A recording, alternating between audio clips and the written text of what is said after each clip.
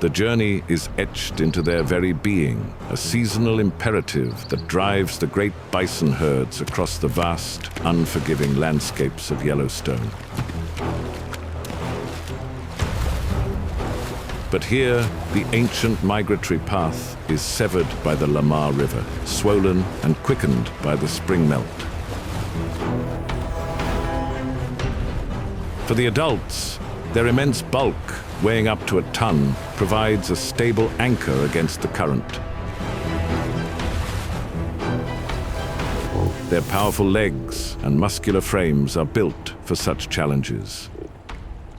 Yet the herd is only as strong as its weakest members. The calves, born just weeks ago, are called red dogs for their bright rust-colored coats. They possess the instinct to follow, but lack the strength to contend with the torrent.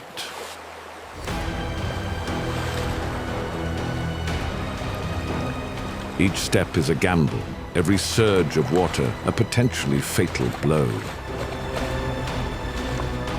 The river is not merely an obstacle, it is an active, indiscriminate predator, and it is not the only one. From the sagebrush of the far bank, a patient observer has taken note. A grey wolf, a master of opportunism, understands the dynamics of this crossing intimately. It does not need to expend energy on a direct assault against the formidable adults. The river will do the hard work for it. The wolf's strategy is one of attrition and isolation.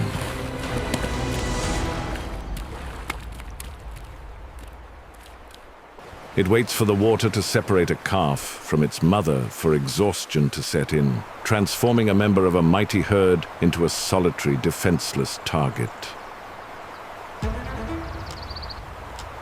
Its presence on the shore casts a long shadow over the proceedings, a second layer of peril that tightens the screw on the already tense drama unfolding in the water. The herd is aware of the threat, their senses on high alert, but their immediate focus must remain on the life or death struggle against the current.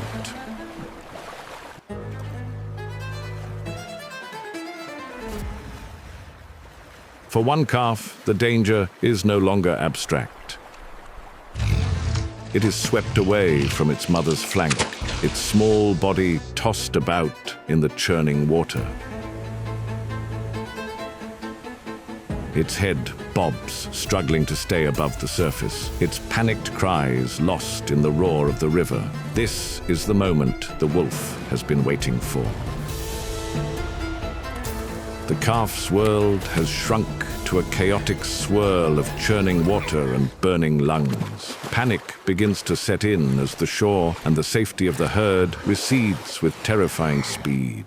But in this moment of extreme peril, another, more powerful instinct is activated. The mother turns, fighting the very current that threatens her offspring, and positions herself downstream. She becomes a living breakwater, absorbing the force of the water and creating a small pocket of calmer water for the calf to regain its footing. For the rest of the herd, those unburdened by the young, the crossing is a trivial affair. The wolf, hoping the churning river would create the separation it needed. But the bond between a bison cow and her calf is a primal force, and today it proves stronger than the wolf's ambition. Reunited, the calf is momentarily safe. Yet the journey is far from over. These are mountains of muscle, animated by a single migratory imperative. An adult bison can navigate these powerful currents with little difficulty, their immense strength and thick, water-resistant coats making them impervious to the cold and the force of the snowmelt. For them, it is a brief inconvenience. For the young, it is a crucible. Another calf is now in peril. Swept downstream, it has become isolated from its mother, who has already reached the far bank. Each frantic kick is a battle against the overwhelming power of the current. The instinct to follow the herd is powerful, but the maternal instinct is a force of its own. In this moment, the calf is utterly alone, facing a torrent that drains its strength with every passing second. With a final, desperate surge, its hooves find purchase on the gravelly bank. It has made it, but the ordeal has left it exhausted and vulnerable. This drama, played out between one mother and her calf, is repeated all along the river. In these seasonal crossings, the entire future of the herd is at stake. The survival of each calf hinges almost entirely on the actions of its mother. The herd itself is a matriarchal society. In this harsh and unforgiving world, a mother's devotion is the most critical defense a calf will ever know. The one factor that will tip the delicate balance between life and death. With the landscape held fast in winter's grip, survival becomes a singular focus. For the bison, this is the great bottleneck of the year, a period of endurance that will test the strength of every individual. Their dense, shaggy coats, composed of a coarse outer layer and a fine, insulating underfur, provide remarkable protection against the biting cold. But warmth alone is not enough. Food is the critical currency of life, and it lies buried beneath a thick blanket of snow. The herd provides some measure of collective security, but in the end, each animal faces the challenge alone. Its survival dependent on its own fortitude and fat reserves built up during the months of plenty. The first signs of change are subtle: the softening of the snow, the slow drip of melt water. Bison, this is a trigger for movement. The lean months are ending, and the promise of lush, new growth draws them towards ancestral grazing ground.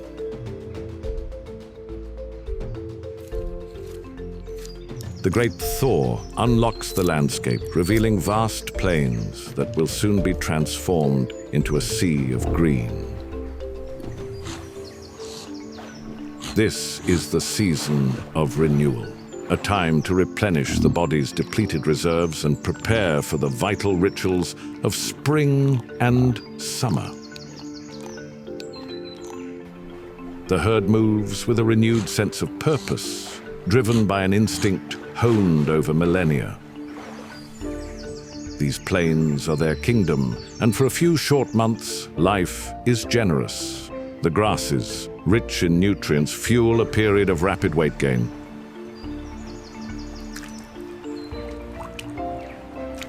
For the herd's youngest members, it is a time of discovery and play under the watchful eyes of their mothers.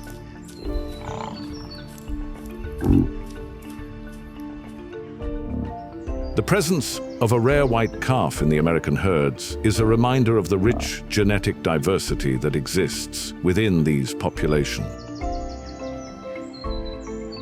The strong bonds within the herd are essential, particularly for the cows and their calves.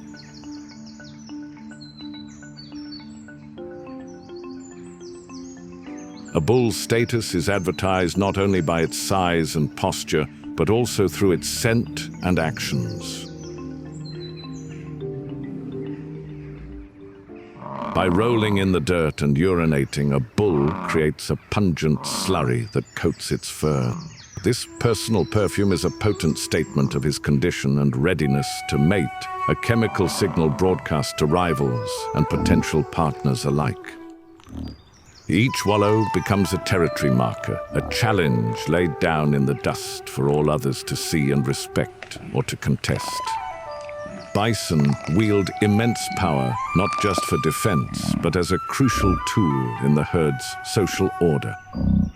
Young bulls spar regularly, practicing for the violent clashes of the rut. These Horn-locking battles determine rank and prepare them for the ultimate prize, mating rights. As a keystone species, bison shape entire ecosystems. For millennia, their grazing has engineered North American grasslands, creating a patchwork of habitats that foster biodiversity. From enriching the soil with nitrogen to shaping the prairie's very structure, bison are true architects of their environment. Then, with a sudden surge of power, they charge. The impact is colossal, the sound of horn and skull a brutal percussion on the quiet plains.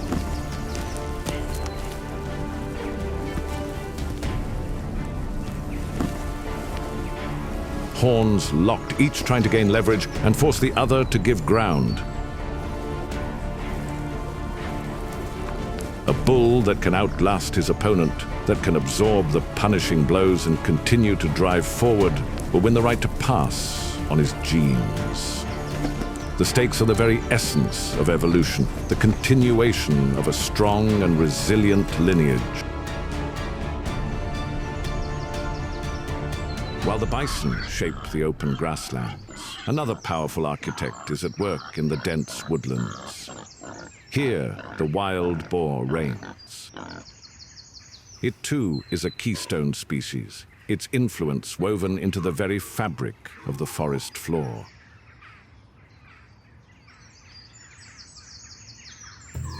Constantly searching for food, wild boars are nature's plows. Using their tough cartilaginous snouts, they root through the leaf litter and topsoil, turning over the earth in search of roots, tubers, fungi, and invertebrates. This ceaseless activity has profound ecological consequences.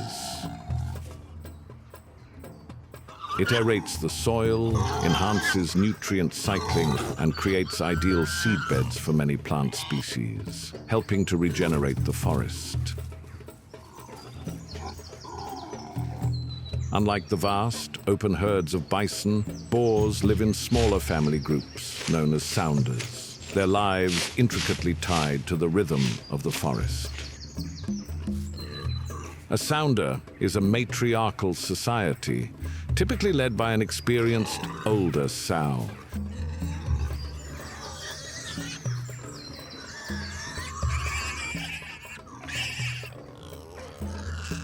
The boars, or adult males, are often solitary, joining the sounders only during the breeding season. The survival of the group depends on the matriarch's knowledge of the territory, where to find the best sources of acorns and beech nuts, the location of safe wallows, and how to avoid predators. This constant overturning of the soil aerates the earth and buries seeds, influencing the very composition of the forest undergrowth.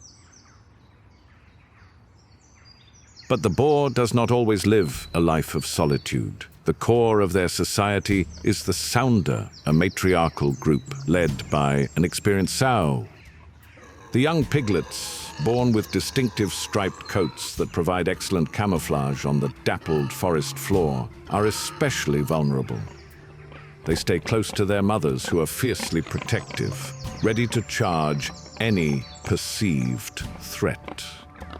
She guides her extended family, composed of her daughters and their offspring, through the territory, teaching them the locations of the richest foraging grounds and safest shelters.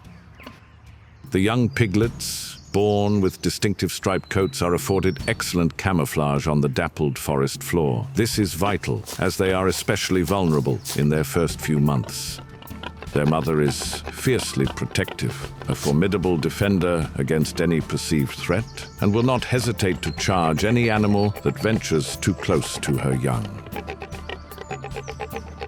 As the piglets mature, these stripes gradually fade, and they integrate fully into the complex social hierarchy of the group, learning the skills necessary for survival.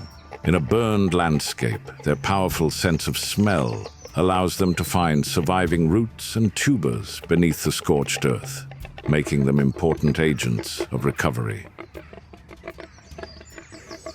This adaptability is the secret to their success, enabling them to colonize a vast range of habitats across continents, from dense, ancient forests to the fringes of modern cities. Their intelligence and resilience have made them one of the most widespread and successful large mammals.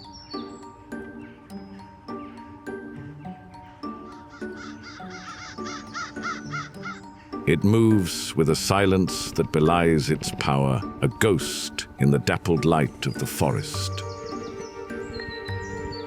This is the puma, the largest of the small cats, and an apex predator that holds dominion over a vast and varied territory stretching the length of the Americas. Its many names, cougar, mountain lion, catamount, speak to its adaptability, a master of stealth thriving in environments from the snow-dusted Rockies to the humid jungles of the Amazon.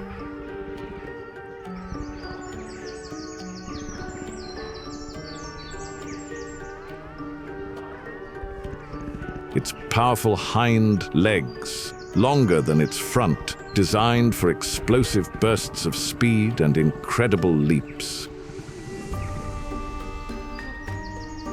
Eyes that pierce the gloom and ears that pivot to capture the faintest rustle of a leaf. This constant, quiet patrol is the essence of its existence, a solitary life dictated by the endless search for sustenance. Unlike pack hunters, the puma relies on nothing but its own strength and cunning. A successful hunt is not a communal victory, but a singular personal triumph against the ever-present threat of starvation.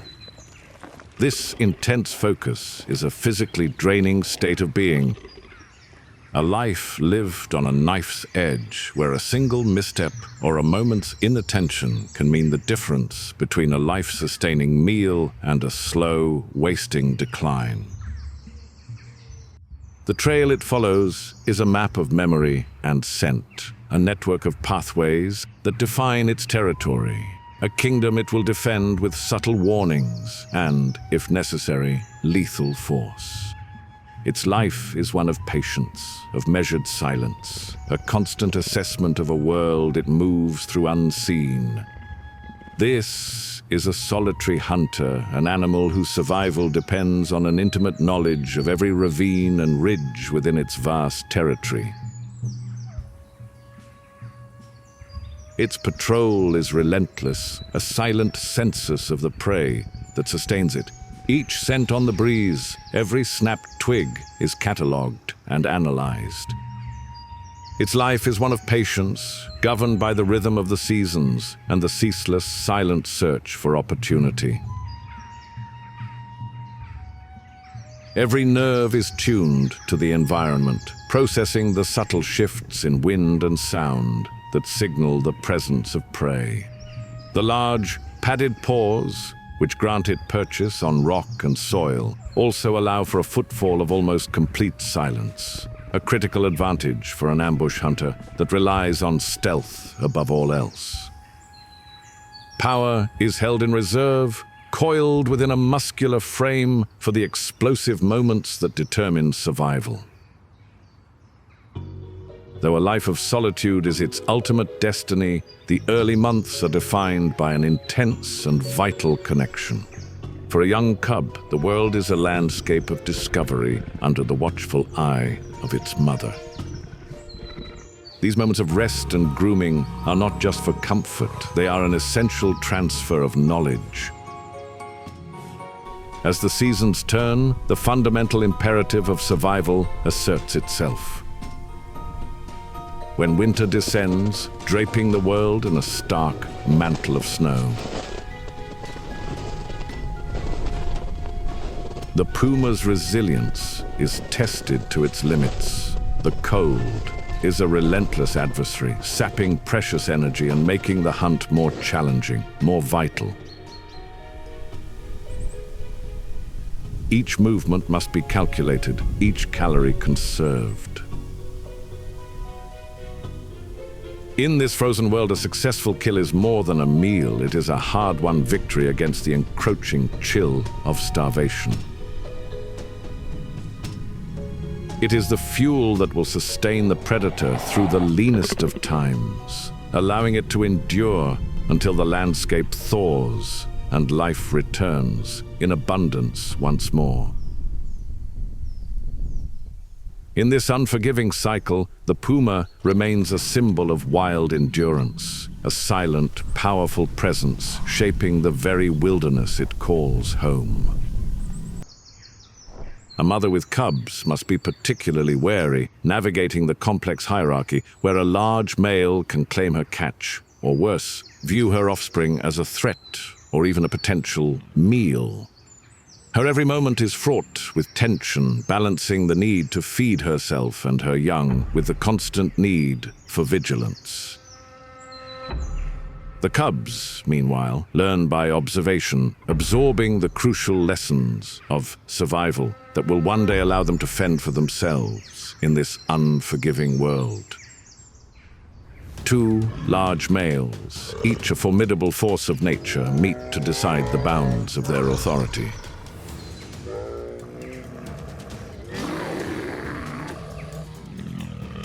They rise onto their hind legs, grappling with astonishing speed, their immense weight crashing together. Claws that can excavate a den or break the spine of a salmon are now turned upon one another.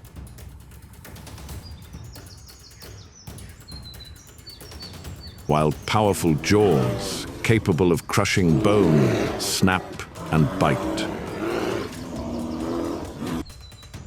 This is not a fight to the death, but a ritualized contest for dominance, for mating rights, and for control over the most valuable territories. Across the vast, silent expanse, winter reigns. For the great herds of Wapiti, it is the season of reckoning. Each day is a relentless search for sustenance, a battle against the cold that seeps into bone and the snow that buries life. They move as a single, sprawling entity, their thick, two-layered coats providing critical insulation. The outer guard hairs are hollow, trapping air to create a thermal barrier, while a dense, woolly undercoat lies against the skin. The herd offers security in numbers, a confusion of bodies that can deter a predator, but it also concentrates the scent of life, a beacon in the frozen wilderness. Life for the elk herds of the high country is a cycle of endurance, recovery, renewal, and conflict. Winter brings silence and scarcity, where survival depends on fat reserves and thick coats. Bulls, weakened from the battles of autumn, shift from rivalry to conserving energy, scraping through snow for what little food remains. Herds cluster together, their unity a shield against the cold and predators who thrive in these lean months. As spring returns, meltwater revives the land, flooding rivers and coaxing green shoots from the soil. This abundance restores the elk and fuels one of nature's fastest growth processes. The regrowth of bull antlers. Covered in velvet, they surge upward as living symbols of health and strength. By summer, meadows are lush, the bulls are in prime condition, and the landscape seems peaceful.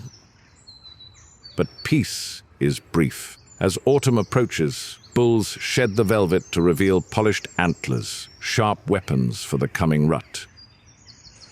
Hormone surge, necks thicken, and their haunting bugles echo across valleys. These calls are both challenge and display, igniting weeks of fierce contests. Dominant bulls fight to control harems of cows, warding off ambitious rivals, while expending nearly all their energy. Many eat little and barely rest, consumed by the drive to reproduce. The rut is brutal, ensuring only the strongest bulls pass on their genes. When the season ends, the victors are left gaunt, facing the next winter's trials with depleted bodies. Yet this struggle is the heart of the cycle. Winter hardship, spring renewal, summer abundance, autumn battles, repeating for millennia, binding the elk's fate to the mountains they call home. Carrying with it a new tension. This is the time of the rut. The bull elk, their antlers now fully grown and stripped of velvet, are transformed by a surge of testosterone. They are no longer placid grazers, but formidable, aggressive monarchs. The mountains echo with their bugling call, a sound that begins as a low bellow, rises to a high-pitched whistle, and ends in a series of grunts. It is both a challenge to other males and a declaration of fitness to the females. The dominant bulls gather harems of cows, which they must defend tirelessly from rivals. These confrontations are often highly ritualized, with bulls displaying their antlers and sizing each other up. But if a challenger is not deterred, the contests can escalate into violent, clashing battles that sometimes end in severe injury or death. The rut is an all-consuming obsession during which a bull may lose up to 20% of his body weight, burning through the vital fat reserves he will need for the coming winter. It is a period of intense drama and competition where the future of the herd is decided through strength, stamina, and sheer force of will. For the victor, the prize is the chance to pass on his genes, ensuring the continuation of his lineage. For the vanquished, there is only the lonely wait for another year and another chance to claim the ultimate prize.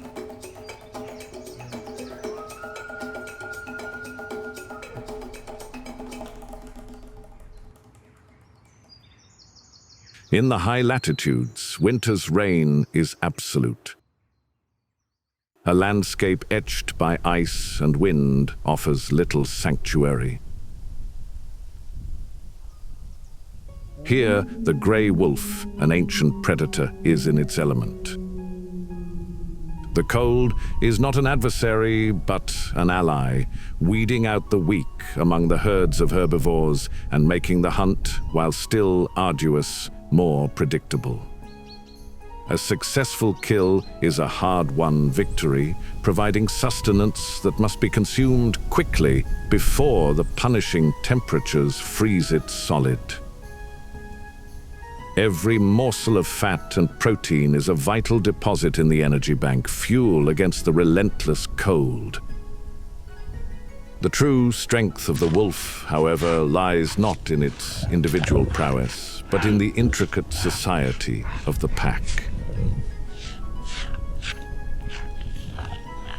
This is a family, a multi-generational dynasty bound by a complex code of conduct, loyalty, and communication. A strict hierarchy led by an alpha pair governs every aspect of life, from who eats first at a kill to who has the right to breed. This order is not maintained through constant aggression, but through a rich tapestry of subtle postures, vocalizations, and ritualized behaviors. A lowered head, a flattened ear, a gentle lick to the muzzle. Each is a signal, a reaffirmation of one's place in the pack's social structure. These bonds, reinforced daily, are the glue that holds the unit together, turning a group of individuals into a formidable cooperative hunting machine capable of taking down prey many times their size. When spring finally loosens winter's grip, the pack's focus shifts to the den. pups are the pack's future, and their survival is a shared responsibility. The entire family, from the dominant alphas to yearling subordinates, participates in their upbringing. While the mother nurses the newborns in the seclusion of the den, other members stand guard or venture out to hunt, returning to regurgitate meat for both the nursing female and, eventually, the growing pups themselves. As they emerge from the den, the world becomes their classroom.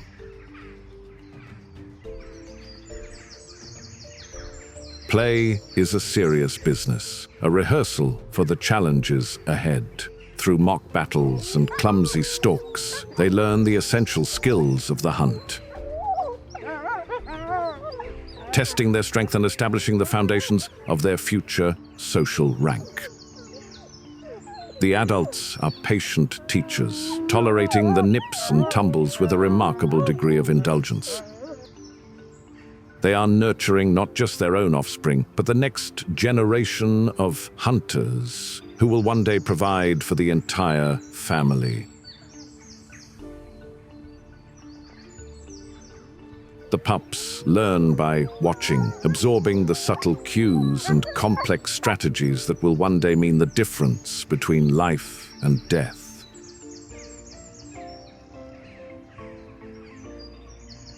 Through the abundance of summer and the starkness of autumn, the pack patrols its territory, a vast domain that they will defend fiercely from rival wolves. The landscape itself is shaped by their presence. By regulating the populations of large herbivores, the wolves initiate a cascade of ecological effects. In this wilderness, the howl of the wolf is more than just a call to the pack. It is the voice of a wild and balanced world, a vital thread in the intricate web of life.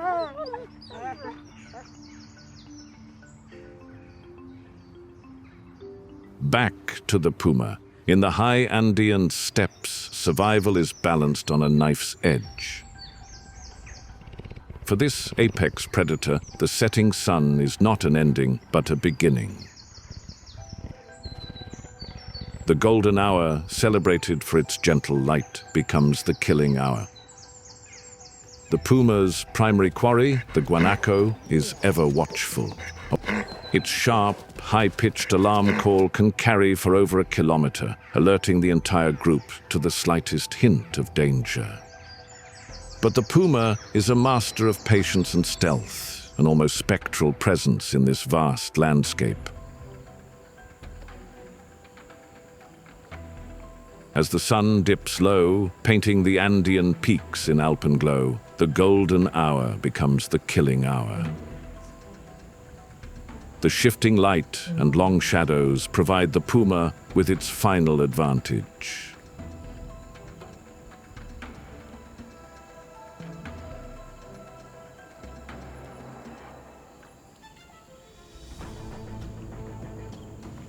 The explosion of speed is breathtaking. The targeted guanaco runs for its life, zigzagging to throw off its pursuer. But the puma is a missile of muscle and claw. It aims for the neck. The world is rendered in silver and black, and nocturnal senses come to the fore. For the puma, darkness is an ally. Thermal imaging reveals a world invisible to our eyes, where the heat of a living body glows against the cold ground. Here, survival is a matter of constant vigilance. The guanaco, wild ancestor of the llama, is an animal tuned to the subtle frequencies of its environment. Its large eyes, positioned high on its head, provide a panoramic view of the vast, open steppe, a landscape that offers little cover from the ever-present threat of a hunting puma. A single, sharp, bleating alarm call is all it takes to send the entire herd into motion. Speed is their primary defense, a powerful, explosive sprint that can reach over 60 kilometers an hour, leaving most predators far behind.